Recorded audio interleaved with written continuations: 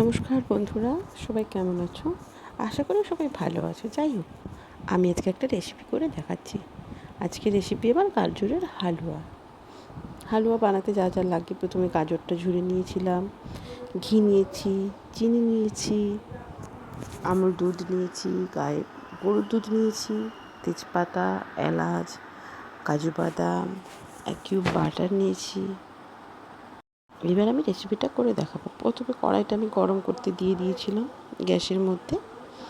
এবার আমি কাজু বাদামগুলো দিয়ে দিয়েছি। কাজু বাদামগুলো সুন্দর করে ভাজা হয়ে গেছে।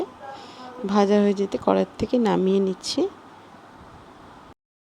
এবার গাজরগুলো সব একে একে দিয়ে দেবো। পুরো গাজরটা, ঘিটা যে গরম করা আছে, পুরো গাজরটা ওর মধ্যে আমি দিয়ে দেবো।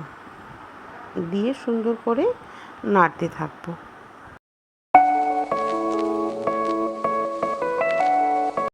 দেখো বন্ধুরা, সুন্দর করে ভাজা হয়ে আসছে। আস্তে আস্তে করে সুন্দর করে লাল করে ভেজে নিয়েছিলাম।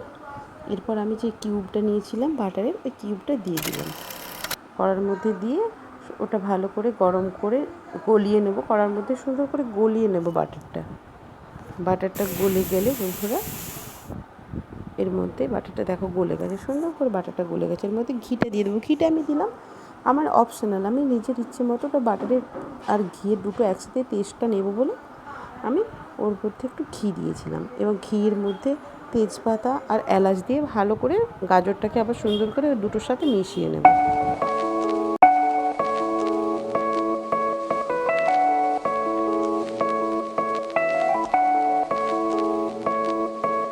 এবার বন্ধুরা দেখো, নেড়ে তারপরে আমি আমার স্বাদ মতো চিনি দিয়েছিলাম। আমি খুব বেশি মিষ্টি খাই না, তাই কম করে মিষ্টি দিয়েছিলাম। যারা বেশি মিষ্টি খাও তারা বেশি মিষ্টি দেবে, আর যারা কম মিষ্টি খাও আমার মতো কম করে চিনি একটু দিয়ে দেবে। এটা যাতে গলে যায় সেইভাবে নাড়বে। এবার গাজরটা একটু সেদ্ধ হয়েছে কিনা হাত দিয়ে দেখে নেবে।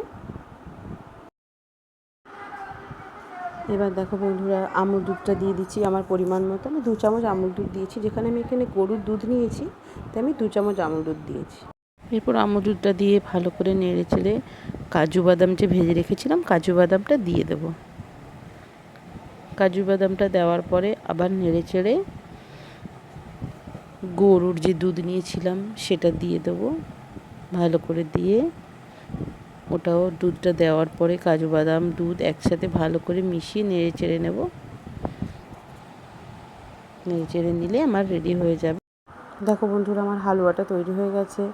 আমি এবার গ্যাসের ওভেনটা নবটা বন্ধ করে দিলাম। এবার আমি একটা পাত্রে নামিয়ে নেব। গাজরের হালুয়ার গন্ধটা বন্ধুরা খুব সুন্দর এসেছে, মানে দেখতেও খুব সুন্দর হয়েছে। জানি না আপনাদের কেমন লাগবে, আমি তো আপনাদের খাওয়াতে পারলাম না, কোনো দিন যদি পারি খাওয়াবো।